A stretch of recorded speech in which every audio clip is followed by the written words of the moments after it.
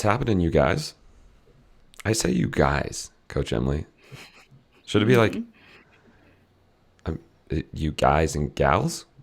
Or is it, I guess, like you Sure. guys? Is that everybody? I thought guys is everybody. Okay, well, that's what we're going to think, guys. If you don't agree with us, then feel free to write us an email at team@proclivity.co. Feel free to drop us a little note. We love hearing from you guys, whether it's good or bad. Welcome to the Proclivity Podcast. If you're joining us live on the Proclivity Method Facebook page, hey, you're live. You get us live. If you want to see us live, all you got to do is go join the Proclivity Method Facebook page, and then you get to see us live every single week, which is rad. Super rad. Coach Emily, what's one thing that we do really well here at Proclivity? We create happier bodies and happier lives. Yeah, we create happiness. Let's just say what it is, Coach Emily. And we do that by helping you create a more metabolically flexible body. That's what we specialize in. We look at you and we go, hey, you know what we want from you? Superpowers. And we help you get superpowers by getting a metabolically flexible body.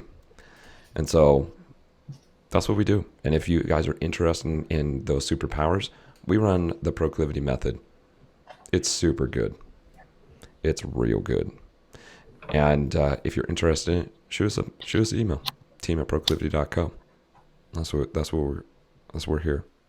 We're here to be able to make proclivity bodies. I'm not making any sense right now. Let's move on. Let's move on. And if your sister's listening, okay, don't you 1.5 me. Don't you 1.5 me. Y'all don't know, but she does. She will. She will. I'm your host, Joel Cochran. This is my super co-host, Emily Rodella. We crush. That's what we do. And we're bringing somebody on who is a freaking superstar, super stud. We're going to be talking about body image, healthy body image, how to be able to create it, cultivate it. It's going to be a good show, guys. I'm really happy that you guys are tuning in and listening. So let's talk about our guest. Mikayla is a precision nutrition certified coach. She's been coaching for over 2 years, and prior to that, she did a nutrition internship for 9 months. She has realized that after 24 years of struggling with body image, self-love, fad diets, and unsustainable weight loss, all to come out the other side, she wanted nothing more than to help others be able to find happiness with their body, with their nutrition. And that's what she does now. She's a nutrition coach. She's a body image coach. And she's going to help us understand body image, how it works for us, how it works against us, the language of it, the nutrition with it. This is going to be freaking awesome. So I want to invite and welcome to the show, Mikayla. Mikayla, what's happening? Hi, I'm so excited to be here today. We're excited. We're excited to have you. I actually have to say too, I am a prior client graduate of Emily's. So wholeheartedly believe in the work she does. And I know it's like the cheesiest thing ever, but she really did change my life for the better when it comes to how my body felt and a lot of GI issues I was experiencing. So which I think is super important to bring up in this podcast, because so much of your body image does have to do with how you physically feel. So, I think my body image improved from a lot of different ways that we can get into today, but I think one was not feeling so bloated all the time. And I have Emily to thank for that. So, Oh, yay. Awesome. This is beautiful. Thank you. Look at this. Look at this. It's all coming around. It's all coming around. Listen, thanks for the plug, Mikayla. Okay. Anytime. They really didn't ask me to do that, guys. I do wholeheartedly believe in Emily and her process. So, I decided to surprise them with that nugget this morning. Well, thank you. There is a reason why I am, if you guys have heard this before on the podcast, why I'm so smitten about Emily. Not only is she an incredible individual, but she is so smart. she will make your head spin. She makes my head spin. So, Mikayla, give us your story. Now, we talked a little bit about it in your intro. Yeah, give us your story. How did you get into doing nutrition coaching? Why are you so passionate about it? Yeah, I feel like I am like every other person that I now coach. I did every single fad diet, MLM diet, crazy. I actually just posted a reel of like the craziest thing I ever did for weight loss, which is, I mean, definitely embarrassing, but I think it's important to bring up that there's just the craziness we do to try to lose weight. And one day a friend told me about a program. It was all macro based coaching. I became a client of theirs, eventually turned into getting certified and becoming an intern. And then branching out and going and working with now Marcy Nevin. And so she and I co-coach together, and which is wonderful. We have two different offerings, and it just helps us to be able to serve more people.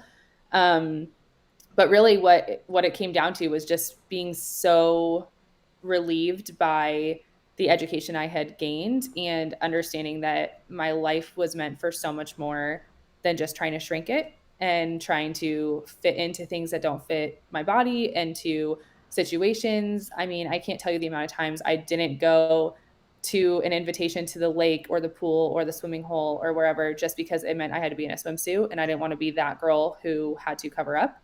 um, so just things like that, which I really love your guys, you know, I guess motto is not the right word, but the mission here of just living better lives, because a lot of my mission is I want my clients to just learn how to live again and not have nutrition and body image be so much at the forefront that they stop enjoying life.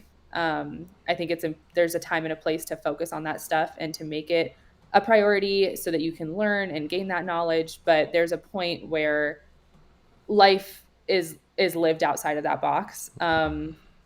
And I think you truly are living your best life when you can just be present in what you're doing and feel your best while doing it. So um, that's kind of why I decided to become a coach. And it's definitely, I've evolved for sure. I think all of us have, we were trained in things, and then we kind of got different ideas about stuff, and we grew and we had clients, and that worked for a client, didn't work for a different client. And so a lot of my coaching is very nuanced and just specific to the client and what they need. And but I think the underlying tone for most of my clients is a body image, bad relationship with food type situation that's probably at the forefront before we're trying to accomplish too many other things. So What a beautiful evolution, right? I mean, we it's like we as coaches, we coach because we've experienced. Isn't that like at the base truth of it all? We tell our clients, life is your greatest teacher. So live it. Go live it. Because you're going to have times you're going to be down on yourself. You're not going to feel the best. You're going to be sad. You're going to be happy. You're going to be mad. Yet this is all part of life. And the more that we live life, the more that it becomes our teacher. And if we're open to be able to go, hey, life, you're my teacher. I want to learn from you.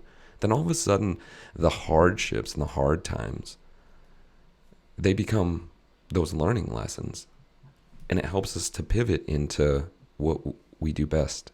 And from what you're saying, what you do best is you help people understand body image or their body image and help them accept that. Is that like if there's a hell that you're solving for your clients, what would it be, and what's the heaven you're giving them? oh man, I think this is kind of actually, I'm glad you brought this up, because I think it's a very misconstrued idea about body image, is that suddenly the finish line of body image is you're going to wake up every day loving every part of your body. And unfortunately, as much as I wish that's the heaven I could give my clients, it's just not true. Um, you know, the reality is that I want my clients to just have their body image not be at the forefront. I don't want their days ruined by body image. I don't want them turning down activities because of body image. I want it to just be something that kind of just fades to the background a little bit and isn't so much controlling of their life, but also to where they can appreciate the parts of their body that they do like, appreciate that their body is doing things for them, even if they don't like every part of it. And then the parts that they don't like just aren't taking over is really the whole picture. I mean, again, I wish that there was a finish line of body image to say like, you did it. Now you love everything. It's great. But our bodies are ever changing. So that's just never going to be a reality. And, I think with comparison and when you see other people and certain friends you may hang out with, like there's always just going to be little triggers. And again, my goal is just that have those triggers not be so difficult to walk away from. I like that. Thank you. One of the things that we talk about it is we can get things right in our face, right? Things all of a sudden like you get tunnel vision. Mm-hmm. And so whether it's our food, our body image, relationship, work, so on and so forth, it can get like slammed into our face. And one of the techniques that we work on is breath, using our breath to breathe. And when we breathe, it comes away from our face. So it's not stuck to our eyeballs. And what happens is when you start pulling something away, it doesn't mean it's not there anymore, right? Your body image is, in the struggles you have, it doesn't mean that it's gone. Yet what it sounds like is that, Mikayla, you teach people to be able to go, hey, there's so many other things. Let's look around. That might still be there, but yet look at all the other possibilities when it's not completely in our face. And so when you're dealing with your clients, like what's the first step that you start working with to get that out of their face? So I think there's a couple things. I think identifying triggers is a big one. So if you are, and I'm going to take actually body image completely out of it. I always use this example instead. If you are not happy in your living situation, let's say you're living in a dirty apartment, or you're like, we're in a duplex right now that has the ugliest cabinets I've ever seen in my life, and I can't stand them on a daily basis. Okay, like just being totally honest. Yes. We're military, we're in a rental. I can't do anything about it. Like my DIY heart is completely just like suppressed. Um, so I am living in this house and I've had to learn to appreciate it. I've had to learn to just understand it's this type of time of life. But if I only follow like the most beautiful homes and kitchens on Instagram every single day, or even people I know that are living in houses that I wish I lived in, I mean, I'm just going to be miserable all the time. My social media is no longer going to be a place that serves me, and it's going to always make me feel less than. So that's kind of like one trigger I think is really big for people is comparison, seeing people's bodies. I mean, when you start filling up your feed with people who have not only a body type that's closer to yours currently, but a realistic body type to what your body could potentially be. Um, I mean, even this is really dumb, but I have really, really long legs and the shortest torso in America. And so I had to start following people who looked like me, regardless of their weight or size or whatever, but just people who had those proportions. Because clothes look different on us. And so once I started doing that, it was like suddenly when I looked in the mirror, I'm not imagining this like super long torsoed, person who looks totally different than me, and she looks great and it's fine. But I was obviously comparing myself to her, and which is never a good thing. But then I'm comparing myself to somebody who literally, like anatomically, I will never look like. It doesn't matter what I Mm-hmm. do. Mhm. And so that's kind of a big one is social media comparison triggers. Another one is clothes that don't fit you. So that's usually like the second thing is people try to keep all these clothes because they think they're going to fit into them, especially when they hire a coach. They're like, I'm hiring a coach, so now these clothes are definitely going to fit. So I'm definitely not getting rid of them now. And my thing is, if you want to keep them, that's on you. I don't know how much storage space you have, but for me, I like to keep things minimal. So if they're not serving me, and like I will do straight up fashion shows with my husband and be like, now granted on a very good body image day, I will do this and just say like, okay, you just tell me, does it look good or not? Is it flattering me or not? And I will put on every single clothing item in my closet, including underwear, including bras, including sports bras, like everything that you can possibly wear. Because if you go to the office every day and you are wearing pants that your quote unquote fat is spilling over, but it's really because the pants are just way too tight for you, you're going to feel like crap all day long. And you're just, every single time you go to eat something, every time you walk into a room, you're going to be wondering if everybody else is noticing that. It's just like a constant, I mean, it's like having a bug bite. Like if you have a bug bite that's constantly itching you all day, it's really hard to ignore it. If your pants are constantly too tight for you, it's really hard to ignore that. And you're automatically going to blame yourself, your weight. It's going to turn into this negative motivation situation where you're saying, oh, well, you better not eat that muffin in the break room because feel how your pants feel. Like, do you want them to keep feeling like that? Um, and so it's just an all around negative experience that's not going to be helpful, which is so controllable. Like it's so controllable to just go buy pants that fit you. Um, and I know people get really stuck on sizes, which is another thing. I mean, I this weekend from the same store, I bought a extra small jacket and then also bought an extra large jacket. So like I think we all know at this point that sizes need to just be like thrown out anyway as a value metric. But you know, don't be afraid of going up in size. Don't be afraid of just buying something that fits you better because I mean, when you actually take the emotional part of body image out of it, I don't know one person who would be like, yeah, I'd like to be uncomfortable all day. Thank you. Like, sign me up for that. Like, I don't know anyone. And so yeah, that's basically what you're doing. Um, so find somebody you trust, go through your closet, have them just tell you that's not flattering for you or that like that clothing piece isn't made for your body. Because then it's not about your body, it's about the clothing. It just doesn't work for you. And there's nothing wrong with that. If clothing stores had to make clothes that fit every single one of us, like which they're trying to do, there's obviously no way that everything in that store is going to fit like like that we're going to fit every single thing in that store because they're trying to make it for different body types. So just because something doesn't fit you right or it looks weird on you or it's not flattering on you doesn't necessarily mean there's anything wrong with the clothing. It doesn't mean there's anything wrong with the clothing store. It also doesn't mean anything wrong with your body. It just wasn't meant for your body. So I would say that was long winded, but I would say those are like the two top triggers that the minute somebody signs up with me, I can already address. And it's a relatively easy fix that's going to automatically improve body image. Amen. Yeah. I'll jump in and say real quickly. Please do. I was at a point in my life where I was trying to get my period back, which a lot of females might know that you might have to, like, oftentimes you have to gain some weight in that process. And I did. I gained around a little bit over 5 pounds. And it was mentally very tough because this is before I had the tools I have now. But I decided in that process on my own to go buy some new pants.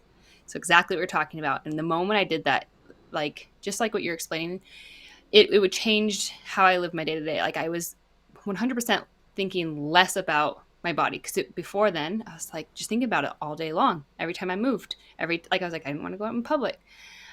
So I totally agree on that one, and I recommend that to my clients as well.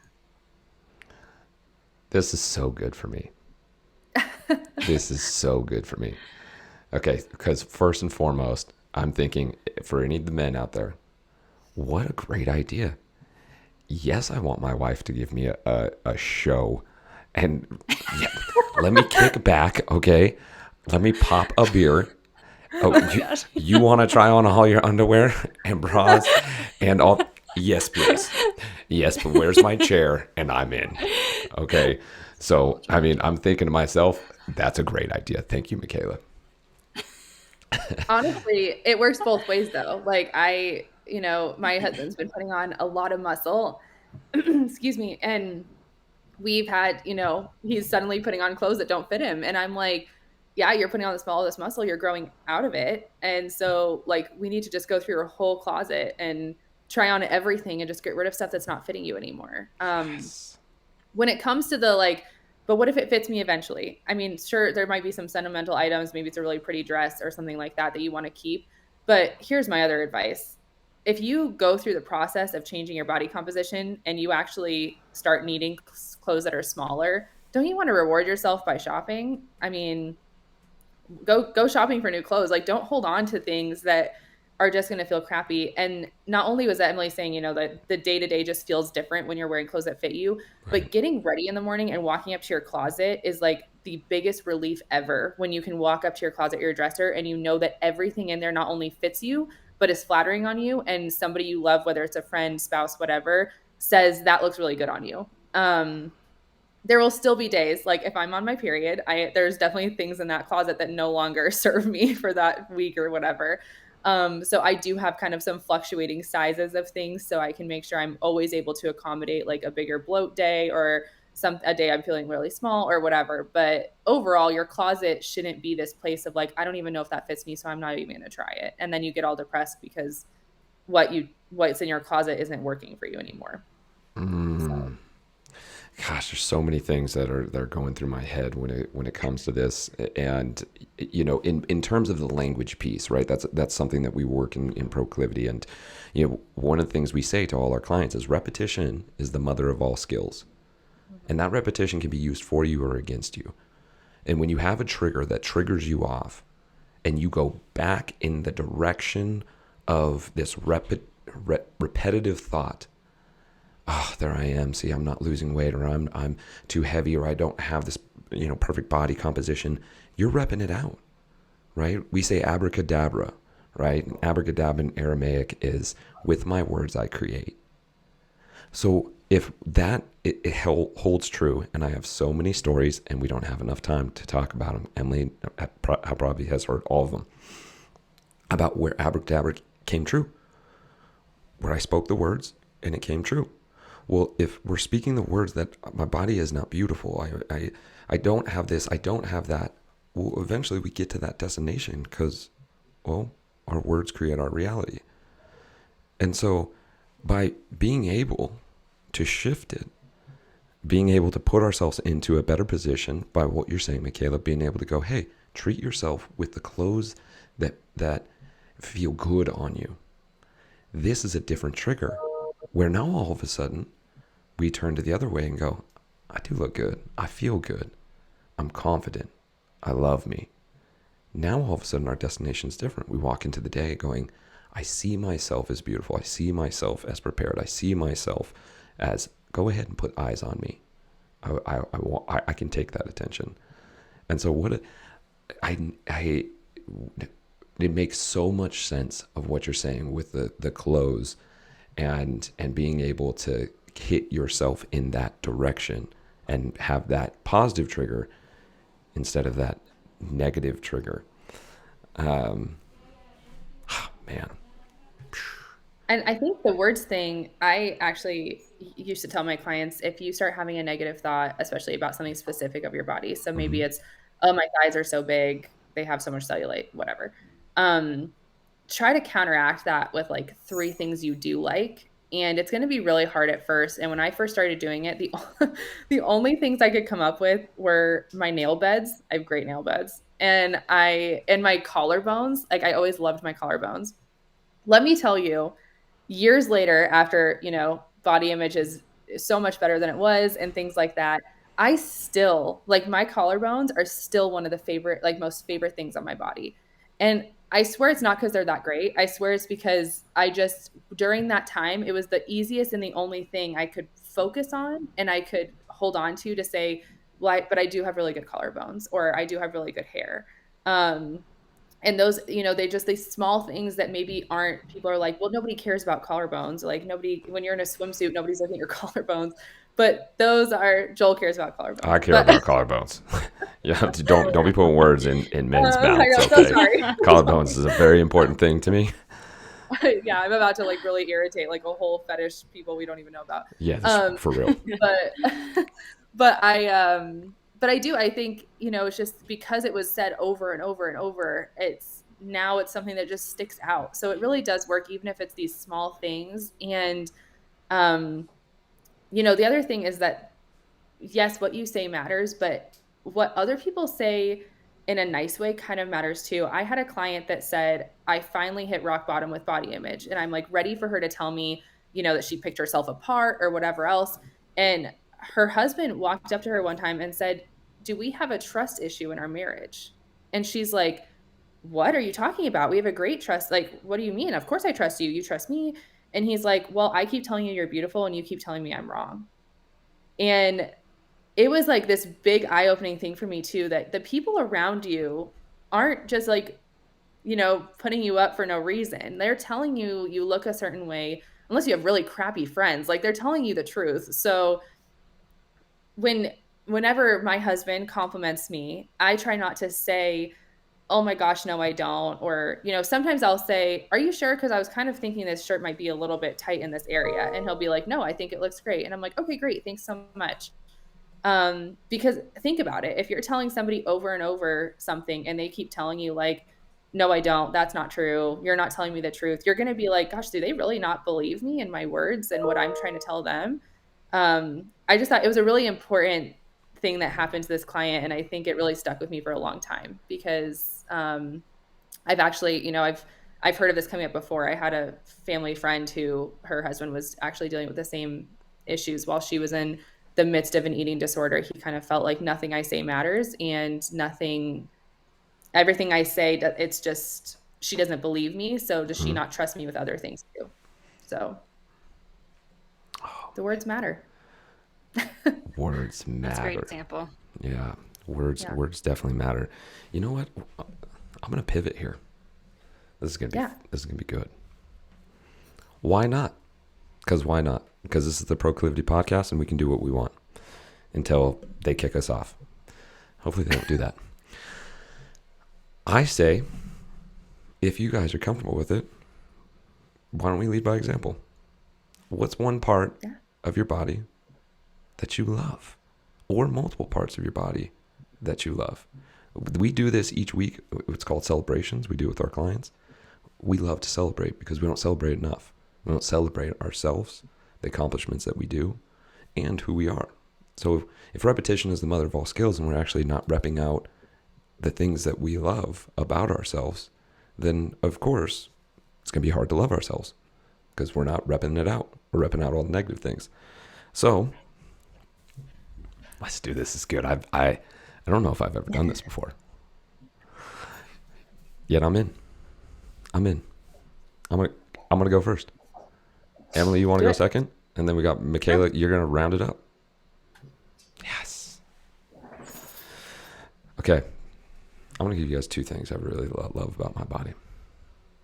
I really love about my body when I get a good bicep pump, and I get that vein on my bicep. I just look at that thing. I was just like, dang me, you got some good looking biceps.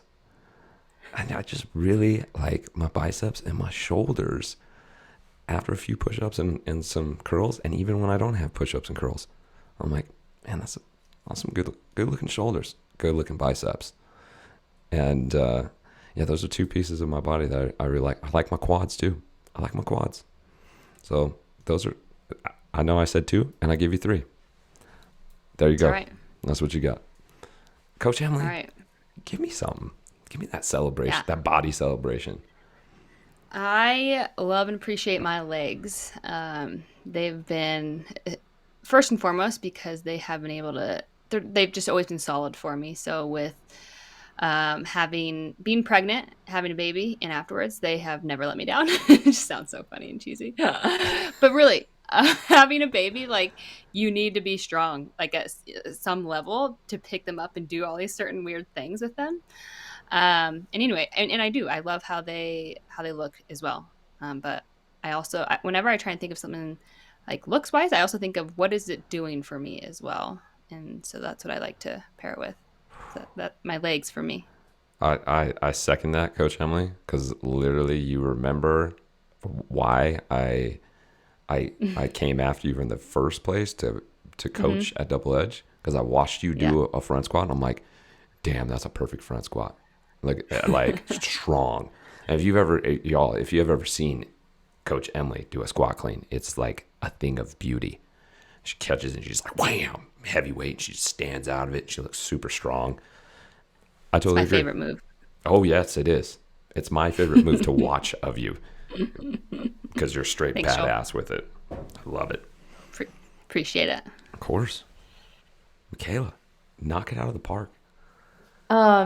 So this is actually really cool because I feel like I haven't been asked this in a long time. And I would say my arms, which is crazy because they used to be my least favorite part of my body. And recently I've just I've been weightlifting and stuff like that. So I have seen a lot more definition kind of come through in recent months. And I'm just like, heck? Like even sitting here, I'm like, man, look at that. That I looks see it. good. I see it. I do see it. I Like, do see it. I do see it.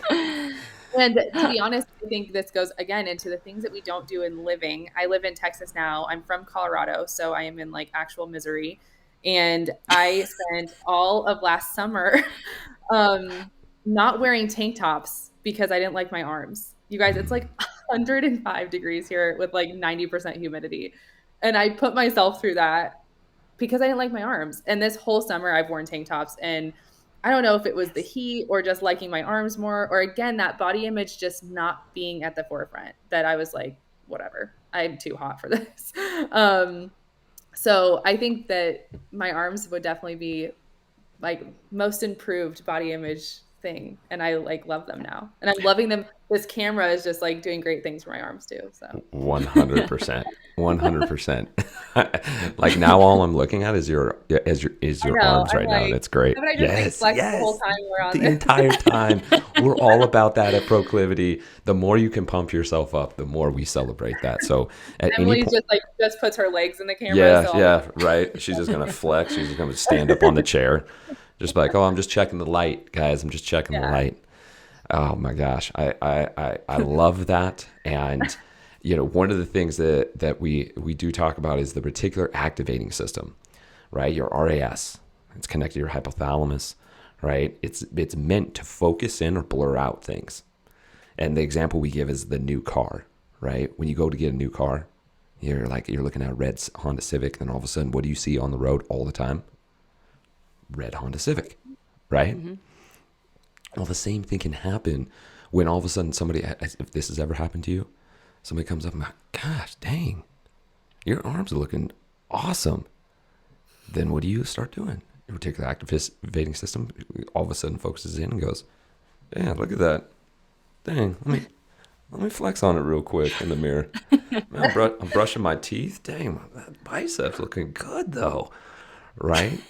And the thing is that reticular activating system can work against us as well, right? If somebody says, "Ooh, yeah, that's not very flattering. That blouse is not very flattering on you," we could go from like, "Oh, I feel great," to wham, or "Oh, I'm looking great in the mirror. I step on the scale, wham." Right? I mean, it's happened to me. There's a reason I do not own a scale. It's a trigger for me, right? And for some other people, not a trigger. And knowing what your triggers are, very important to be able to go, ooh, yeah, you know what? Just stay away from it. And again, Mikayla, coming back to the clothing, like that was such a like epiphany for me in understanding it, not only for myself but for women. Like that's genius. That's genius. And Emily, you second it on that as well. Mm-hmm. One of the numbers that we threw out there in the post was that 91% of women are unhappy with their body image. And Mikayla, you alluded to this in talking about, your torso, right? And they talk about it in the same study that 5% of women actually possess the body that our culture presses on us, right? Long torsos, long arms, right? I mean, long legs, so on and so forth. And we tied this into that the diet industry is a $72 billion industry. Holy what? Where's the disconnect here? Because it's also, it doesn't seem to be working. Because obesity rates continue to go up. There's still body image issues. What's the disconnect, and what do we need to start connecting to?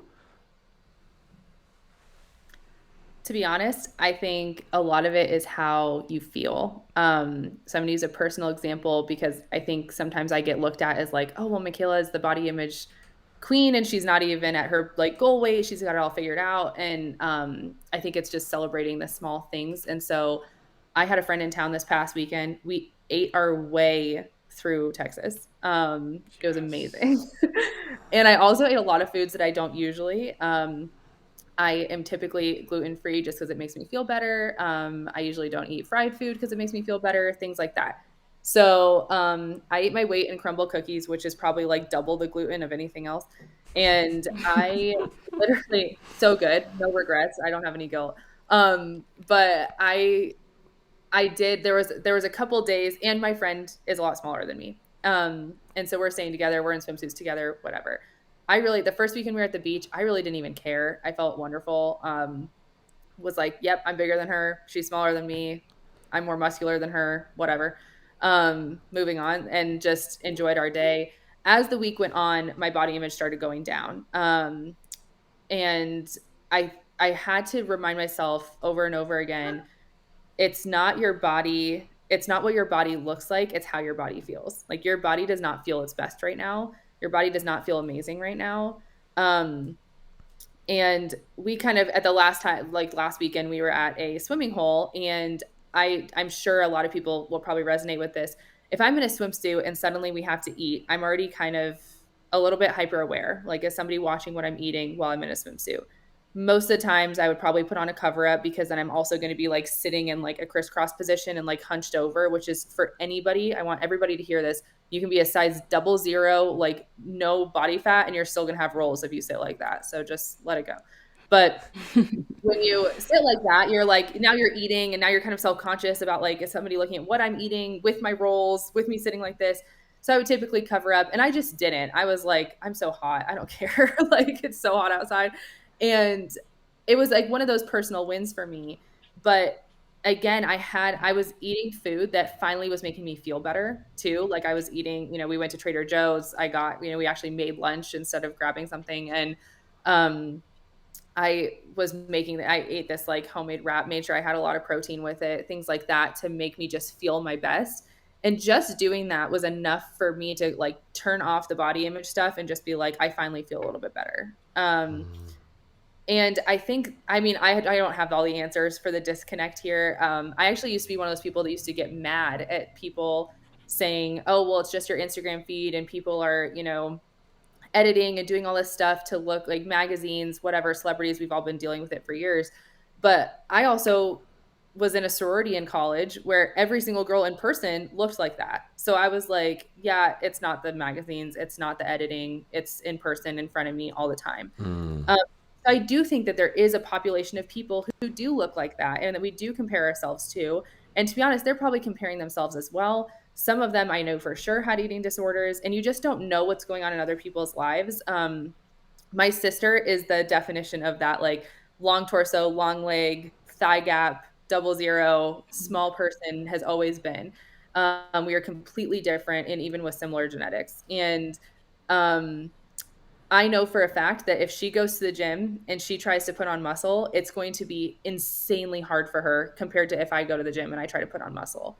So there's just always something that people are going to find that they compare themselves to. And I think that the body image and the accepted quote unquote society portrayment of image is definitely difficult because it's one way of looking. But the again, if we can just stop comparing ourselves and think more about how you feel every day. The question I post a lot, and I post to a lot of people and on my page, is if you woke up tomorrow with your goal weight on the scale and nothing changed on your body or how you feel, would you be happy?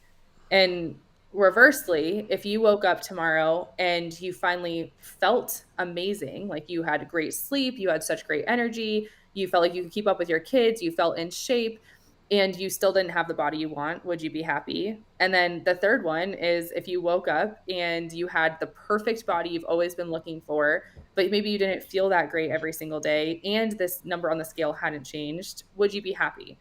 Um, Most people, when they get posed with those questions, choose the middle one. They're like, no, I want to feel good. I want to keep up with my kids. I want to, know that I'm running around and having a great time. I want to know I'm active. I want to know I have energy. I'm sleeping well, whatever it is.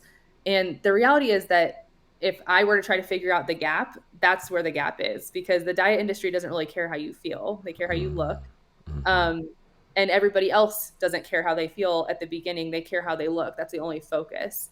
And the reality is that when you feel your best, you're going to think you look your best too. Of course, you're always maybe going to want a six pack. Maybe you're always going to wish you had a longer torso, whatever it is. But I know that my body image completely changed when I started feeling better, which is kind of what I alluded to at the beginning of this call. When I started feeling less bloated, when I started feeling more energetic, when I started sleeping better, when I started crushing PRs at the gym and feeling strong, lifting weights, when I can keep up with hikes, when my husband's like, dang girl, you're getting a booty when you've had a pancake ass our whole marriage, like that kind of stuff. That is like, those are the things that make you feel good about yourself regardless of your size. And then on top of that, when you're only buying clothes that look good on you and your whole social media feed is just making you feel good.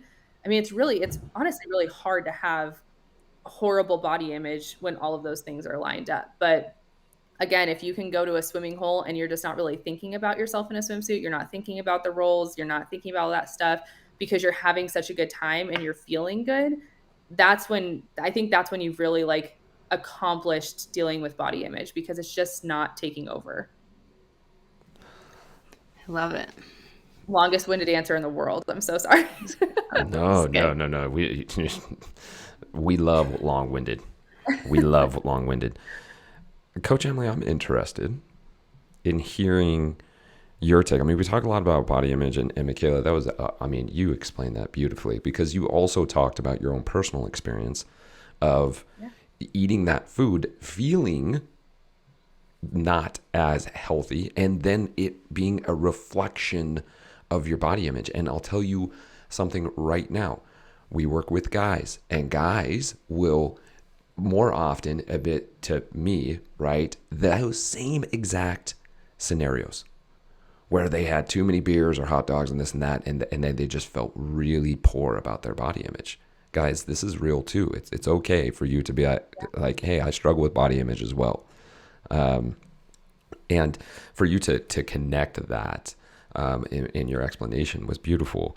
And Coach Emily, I want to circle around to you. Now, I knew you before you got pregnant. I'm specifically thinking of the picture of the open of you jerking, I don't know, some ridiculous weight. What was that, 185 pounds or something? No, I think it's 145. I don't know. It was 225, guys. Like I have it written. Yeah, it was 225. And it's this, like, she's overhead and her like her back is just beautiful, and like, and then you got pregnant, and then you went through pregnancy, and now you're postpartum and you're going through that. What has been, if you're willing to share, what has been your body image when it comes to that whole process of being so? Because what I have found, and I'm just putting that out here, we talked a little bit about before the show, is that I have found working in a gym for 10 years that when a woman was going to get pregnant, they know that they were going to go try to get pregnant, they all of a sudden got like locked in. I'm going to get the fittest I've ever been. I'm going to be so fit, right? And a lot of times they would go do that. And so I'm just interested to see that process and how that applies here. Yeah. Yeah. So I feel very blessed to, have been brought up the way I was brought up, and to be in a mindset where I was prior to pregnancy. I felt very stable, aside from the time I tried to get my period back, which was maybe 5 years ago. That was probably the hardest part for me, which again, that was fairly temporary. And I second what Mikayla says, because I know if I am feeding myself well, I have learned certain things that make me feel better as far as food goes. I know if I'm getting daily movement in, it doesn't matter what it is, something, that is when I feel my best, because my body feels good, my mind is a little bit more clear, and I feel confident because of that. I'm nourishing my body in some way, and that feels good to me. So I know that when I'm doing those things, I'm confident. I know the rest will take care of itself. That's literally what goes through my head. Anytime I do have a doubt creep in, like, oh, like that's not, the way it used to be, or that's not what I would, what I want it to look like. I'm like, well, what else could I do? Like, I'm doing all these great things. I don't want to become obsessive. I don't want to be stressed out about it. I'm feeding myself well. I'm getting movement in. I'm sleeping well. I'm taking care of myself. I'm talking to myself well. I know I'm doing the right things. And then I move on. I'm like, yeah, the rest will play out.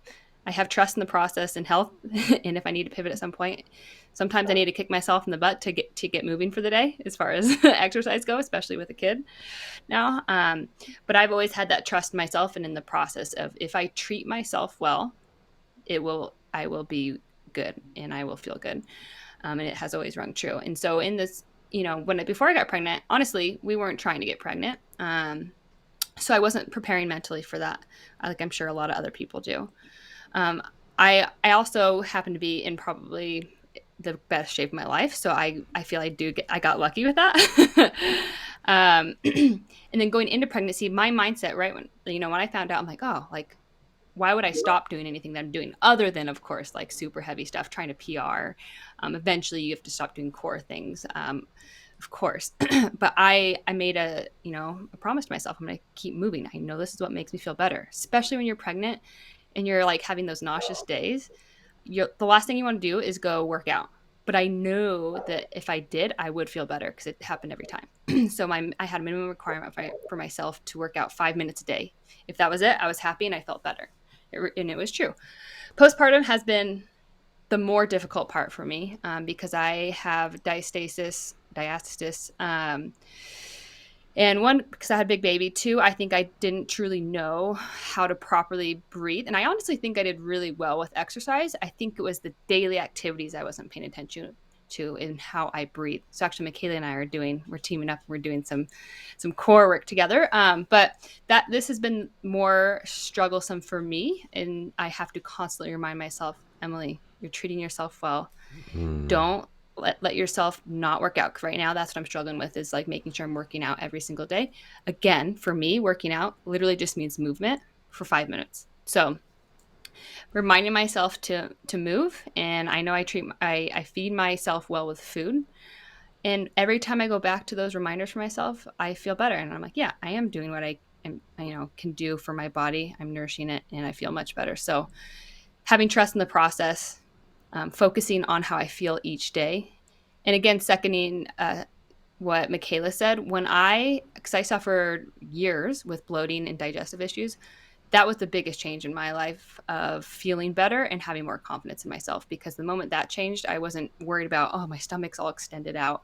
I have to wear bigger, tops, those kind of things. So I know I said a lot there. There it is.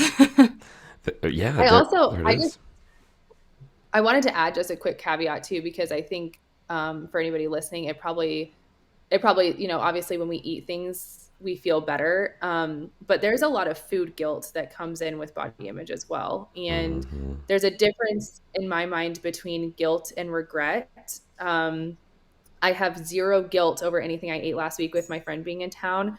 I have a little bit regret of doing things that were maybe like not in the best interest of feeling good in my body, which we've all experienced with like bad digestion or something coming up randomly or just really not feeling great. And we're like, oh gosh, like really regret eating that. But I think sometimes it can get a little bit of a slippery slope between, did you eat one hot dog at the barbecue and now you feel guilty, and then when you woke up a little bit bloated the next day, now you're really dogging on yourself for eating that hot dog or having that one cookie or whatever it was that you ate that you feel like was the problem, which is different than deciding like, oh man, that cookie may have caused some issues in my stomach. It's not a big deal. I still enjoyed the cookie. Now I'm just going to start my normal day of eating typical foods that I usually have that make me feel my best. Because I think that the guilt versus regret thing really kind of plays a big thing into body image. Because if you're just going to be guilty about every single thing you put in your mouth, it's going to always feel hard to eat, and it's going to turn into this very like restrictive mindset where you only feel good and you only have good body image when you're like perfectly eating quote unquote clean, which I hate that word. But I think that's what usually turns into this like failed $72 billion diet industry Yep. of people being just so unbelievably restrictive because they beat themselves up over the littlest things instead of understanding that it's okay if you get a little bit bloated because you ate a cookie. But if you eat like 7 of them and then you're not really feeling good, that's a different story. And you still have no room for guilt. Just have a little bit of like, learn from it, a little bit regret over that because my stomach hurts. I'm going to start eating my normal food tomorrow because that's when I feel better. So I just wanted to throw that in there because I think it gets a little slippery slope with like, only eat things that make you feel good, because then if you don't, then you feel like you did something wrong, which you didn't. Great point. That is a great point. And I like it's looping back around in terms of like what you were talking about. When we're talking about the diet industry, it's like, do this to lose this. Mhm. It, instead of eat this to feel this. Like we should feel this Yeah. way. And to your point of what, in terms of you, pulling that data from your clients of saying like, hey, which one would you want? And most people are like, I want to feel good, right? Yeah. It brings us back to the point of what is our language to ourselves? What are we saying? And we say like, get curious. And Yeah. the best analogy that I can give is like scientists who are doing an experiment, they never get angry about the outcome of a science experiment. They just write it down. Oh, okay. A plus B equals C. Okay, well, what if we do, minus this or add this? Then what? Oh, okay, that's what happened. Knowing that they're trying to get to a certain result. Yet, what if we approached our food that way? Like, what if it was more of going like, well, let me get curious about that. Huh? I ate that. That's how I felt. That's interesting. Imagine me and Emily's surprise when we found out that my delicious spinach salad I was having every day was like the catalyst to my bloating problem. Yes, I was like, yes, guess what? It wasn't the cookies, it wasn't ice cream, it was my salad that was trying to kill me. So yes, yes.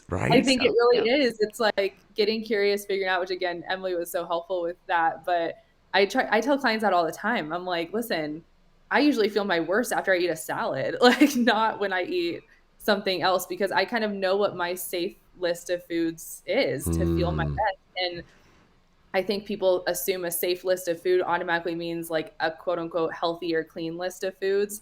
And Right. let me tell you what, like there are frozen yogurt bars that are on my safe list of foods that never upset my stomach. I always feel good when I eat them. So Yeah, they are on my yeah. safe list of foods where spinach and kale is not. It is off the list. So Oh, um that I is just think it's important to talk about that stuff. that's For so sure. that's so good because the other week, just this past weekend, I was down in L.A. visiting a friend, and um, we went to oh shoot. Oh man, Marcus, I apologize. I'm forgetting the town. Oh man, just north of San Clemente, and he took me to this gelato place. Right, been there since 1940. Like handmade, all this. And he's like, "Do you got to have the waffle cone? Got to have the waffle cone." I'm gluten intolerant. He's like, "Dude, they make it by hand. It's the finest ingredients." I had the waffle cone. Now, on the regular, unusual, the refined gluten type of foods crush me. Yet, I kept open. I had the gelato. I had the whole cone. It was the most delicious thing. Smacked me across the face. Just beauty. And I was fine. My stomach was fine. Right? GI was fine. Yet, if I had something like a Twix bar or something else, it can crush me. So, to your point, Mikayla, of like, clean foods or good foods or bad foods, like, well, wait a second, with the food that makes me feel good. And so, yes, the gelato had a higher caloric intake, right? Yet, I felt fine after it. And other Yeah. times, I've had some poor, when I was in Oklahoma, y'all, anybody in Oklahoma, you guys need to start picketing because how bad the food is in Oklahoma. My cousin lives there, and she said it's like third or fourth most obese state in the United States, and I know why. Because when I went there, I asked the bartender. Big mistake, guys. Asking the bartender where fresh fruit produce is, big mistake. She's like, "Oh It's yeah, hard to come by. there's this great place just down the corner, right? It was an ice cream shop that had like a little grocery store next to it, but it was literally an ice cream shop. I'm not remembering the name of it. Um, so, so I go get the fruits and vegetables from there. Oh, I felt terrible with those the fruits and vegetables that are there. They were so bad. And my point is like I have this gelato where it's, you know, sugar and but yet it was such high quality food that I felt fine there. Yet, like the fruits and vegetables that I had over here was such a poor quality, like fruits and vegetables. It didn't sit well with my stomach, and just coming back to your point of like, what if we got curious and we put on our lab coat and we thought of it that way instead of the, $72 billion industry that's saying like, count the calories, you got to do it this way, chop, chop, chop, chop, chop, right? Yeah.